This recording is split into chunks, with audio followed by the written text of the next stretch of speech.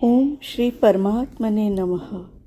श्रीमद् भगवद गीता साधक संजीवनी पूज्य संत श्री स्वामी राम सुखदास जी महाराज जी द्वारा हिंदी टीका अध्याय 3 कर्म योग पृष्ठ 221 टू 21 ऑडियो 68-68। संबंध। ज्ञानी और अज्ञानी में क्या अंतर है, इसको भगवान आगे के श्लोक में बताते हैं। श्लोक 27। प्रकृतेः क्रियमाणानि गुणैः कर्माणि सर्वशः अहंकार विमूढ़ात्मा कर्ताहमिति मन्यते। संपूर्ण कर्म सब प्रकार से प्रकृति के गुणों द्वारा किए जाते हैं, परंतु अहंकार से मोहित अंतःकरण वाला अज्ञानी मनुष्य मैं करता हूँ ऐसा मान लेता है। व्याख्या। प्रकृतेः क्रियमाणानि गुणैः कर्माणि सर्वशः। जिस समष्टि शक्ति से शरीर, वृक्ष आदि पैदा होते हैं और बढ़ते घटते हैं, गंगा आदि नदियाँ प्रवाहित होती है, मकान आदि पदार्थों में परिवर्तन होता है, उसी समष्टि शक्ति से मनुष्य की देखना, सुनना, खाना पीना आदि सब क्रियाएं होती है, परंतु मनुष्य अहंकार से मोहित होकर अज्ञानवश एक ही समष्टि शक्ति से होने वाली क्रियाओं के दो विभाग कर लेता है। एक तो स्वतः होने वाली क्रियाएं जैसे शरीर का बनना, भोजन का पचना इत्यादि, और दूसरी ज्ञानपूर्वक होने वाली क्रियाएं जैसे देखना, बोलना, भोजन करना इत्यादि। ज्ञानपूर्वक होने वाली क्रियाओं को मनुष्य अज्ञानवश अपने द्वारा की जाने वाली मान लेता है। प्रकृति से उत्पन्न गुणों अर्थात सत्व, रज और तमस का कार्य होने से बुद्धि, अहंकार, मन, पंच महाभूत, 10 इंद्रियां और इंद्रियों के शब्दादि 5 विषय, ये भी प्रकृति के गुण कहे जाते हैं।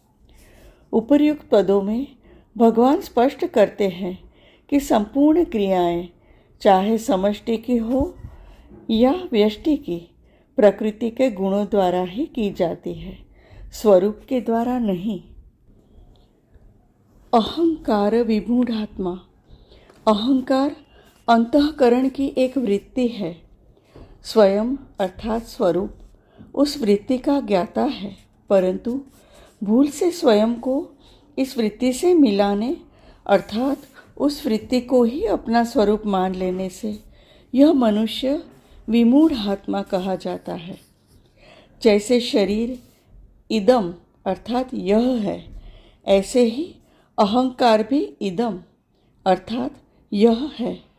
इदम अर्थात यह कभी, अहम अर्थात मैं नहीं हो सकता।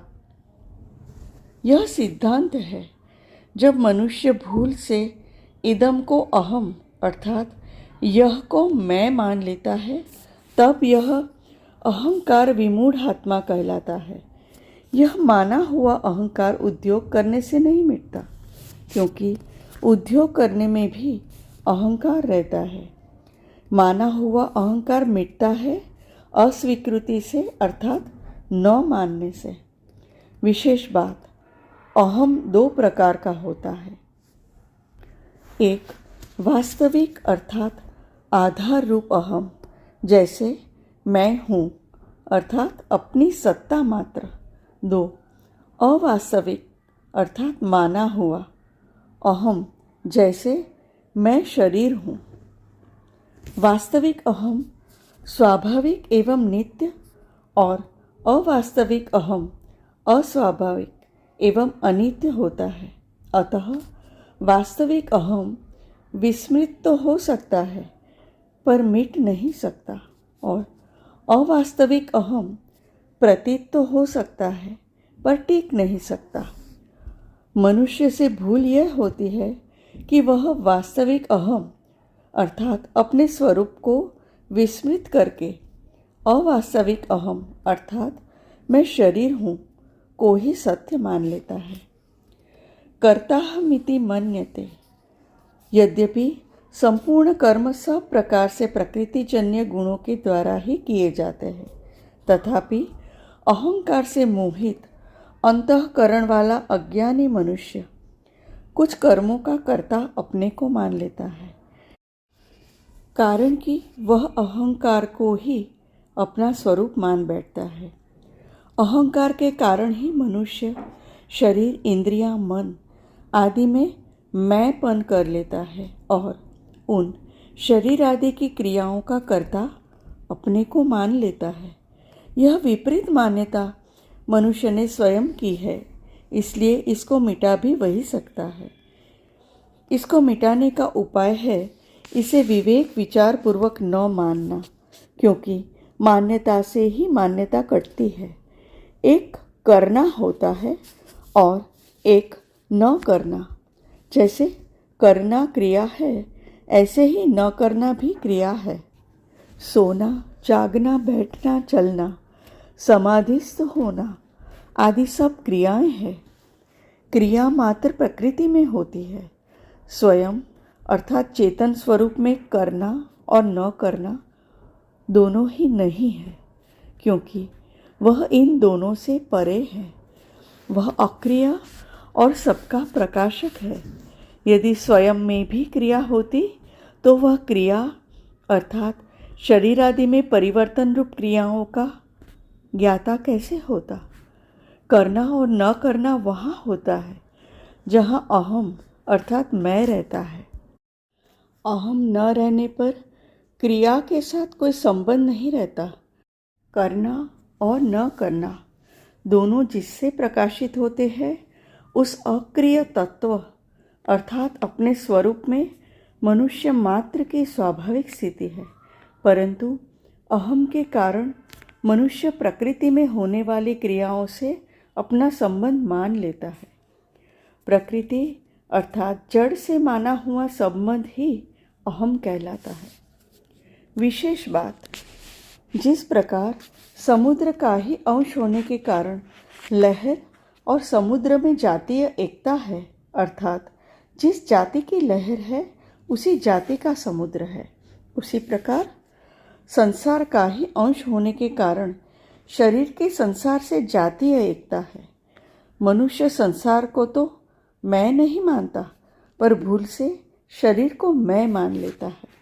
जिस प्रकार समुद्र के बिना लहर का अपना कोई स्वतंत्र अस्तित्व नहीं है, उसी प्रकार संसार के बिना शरीर का अपना कोई अस्तित्व नहीं है, परंतु अहंकार से मोहित अंतःकरण वाला मनुष्य जब शरीर को मैं अर्थात अपना स्वरूप मान लेता है, तब उसमें अनेक प्रकार की कामनाएं उत्पन्न होने लगती है। जैसे मुझे स्त्री, पुत्र, धन आदि पदार्थ मिल जाए, लोग मुझे अच्छा समझे, मेरा आदर सम्मान करें, मेरे अनुकूल चले इत्यादि। उसका इस और ध्यान ही नहीं जाता कि शरीर को अपना स्वरूप मानकर मैं पहले से ही बंधा बैठा हूँ। अब कामनाएं करके और बंधन बढ़ा रहा हूँ, अपने को और विपत्ति में डाल रहा हूँ। साधन काल में मैं अर्थात स्वयं प्रकृतिजन्य गुणों से सर्वथा अतीत हूँ। ऐसा अनुभव न होने पर भी जब साधक ऐसा मान लेता है, तब उसे वैसा ही अनुभव हो जाता है। इस प्रकार जैसे वह गलत मान्यता करके बंधा था, ऐसे ही सही मान्यता करके मुक्त हो जाता है, क्योंकि मानी हुई बात न मानने से मिट जाती है। यह सिद्धांत है। इसी बात को भगवान ने 5वें अध्याय के 8वें श्लोक में नैव किंचित करोमीति युक्तो मन्येत तत्ववित् पदों में मन्येत पद से प्रकट किया है कि मैं करता हूँ। इस अवास्तविक मान्यता को मिटाने के लिए मैं कुछ भी नहीं करता, ऐसी वास्तविक मान्यता करनी होगी। मैं शरीर हूँ, मैं करता हूँ आदि असत्य मान्यताएं भी इतनी दृढ़ हो जाती है कि उन्हें छोड़ना कठिन मालूम देता है। फिर मैं शरीर नहीं हूँ, मैं अकर्ता हूँ आदि सत्य मान्यताएं दृढ़ कैसे नहीं होगी। और एक बार दृढ़ हो जाने पर फिर कैसे छूटेगी। परिशिष्ट भाव। संपूर्ण क्रियाएं जड़ विभाग में ही होती है। चेतन विभाग में कभी किंचित मात्र भी कोई क्रिया नहीं होती। अहंकार से अंतःकरण मोहित होने के कारण अज्ञानी मनुष्य मैं करता हूँ ऐसा मान लेता है। अहंकार से अंतःकरण मोहित होने का तात्पर्य है अपरा प्रकृति के अंश अहम के साथ अपना संबंध मान लेना, अर्थात अहम को अपना स्वरूप मान लेना ही यही मैं हूँ। इसी को तादात्म्य कहते हैं। अपने को कर्ता मानने वाला तो चेतन है, पर वह जड़ अहम को अपना स्वरूप मान लेता है। तात्पर्य है कि अहम को अपना स्वरूप मानने वाला, अपने को एक देशीय मानने वाला स्वयं परमात्मा का अंश है। उस स्वयं में कर्तापन संभव ही नहीं है। अध्याय 13 श्लोक 29। वास्तव में स्वयं शरीर से मिल सकता ही नहीं। शरीरस्थोपि कौन्तेय न करोति न लिप्यते। अध्याय 13 श्लोक 31। पर मनुष्य मिला हुआ मान लेता है, कर्ता हमीति मन्यते। वास्तव में तादात्म्य होता नहीं, प्रत्युत तादात्म्य माना जाता है। तात्पर्य है कि स्वयं कर्ता बनता नहीं, केवल अविवेक पूर्वक अपने में कर्तापन की मान्यता कर लेता है। मन्यते। अपने को कर्ता मानते ही उस पर शास्त्रीय विधि निषेध लागू हो जाते हैं और उसको कर्मफल का भोक्ता बनना पड़ता है। स्वरूप अर्थात स्वयं में कोई क्रिया नहीं है। क्रिया वही होती है जहाँ कुछ खाली जगह हो। सर्वथा ठोस स्वरूप में क्रिया कैसे हो सकती है, परंतु अपने को कर्ता मान लेने से वह प्रकृति की जिस क्रिया के साथ संबंध जोड़ता है, वह क्रिया उसके लिए फलजनक कर्म बन जाती है, जिसका फल उसको भोगना ही पड़ता है। कारण कि जो कर्ता होता है वही भोक्ता होता है। स्वरूप का कारक मात्र से सर्वथा संबंध विच्छेद है, इसलिए स्वरूप में लेश मात्र भी कर्तृत्व नहीं है। कर्तृत्व का विभाग ही अलग है। आज तक देवता, मनुष्य, पशु, पक्षी, यक्ष, राक्षस आदि अनेक शरीरों अर्थात योनियों में जो भी कर्म किए गए हैं, उनमें से कोई भी कर्म स्वरूप तक नहीं पहुंचा तथा कोई भी शरीर स्वरूप तक नहीं पहुंचा, क्योंकि कर्म और पदार्थ अर्थात शरीर का विभाग ही अलग है और स्वरूप का विभाग ही अलग है। परंतु इस विवेक को महत्व न देने के कारण मनुष्य कर्म और फल में बंध जाता है। जब तक करना है तब तक अहंकार के साथ संबंध है, क्योंकि अहंकार अर्थात कर्तापन के बिना करना सिद्ध नहीं होता। करने का भाव होने पर कर्तृत्वाभिमान हो ही जाता है। कर्तृत्वाभिमान होने से करना होता है और करने से कर्तृत्वाभिमान पुष्ट होता है। इसलिए किए हुए साधन से साधक कभी अहंकार रहित हो ही नहीं सकता। अहंकार पूर्वक किया गया कर्म कभी कल्याण नहीं कर सकता, क्योंकि सब अनर्थों का जन्म मरण का मूल अहंकार ही है। अपने लिए कुछ न करने से अहंकार के साथ संबंध नहीं रहता, अर्थात प्रकृति मात्र से संबंध विच्छेद हो जाता है। इसलिए साधक को चाहिए कि वह क्रियाओं को महत्व न देकर अपने विवेक को महत्व दे। विवेक को महत्व देने से विवेक स्वतः स्पष्ट होता रहता है और साधक का मार्गदर्शन करता रहता है। आगे चलकर यह विवेक ही तत्व ज्ञान में परिणत हो जाता है। हरि ओम।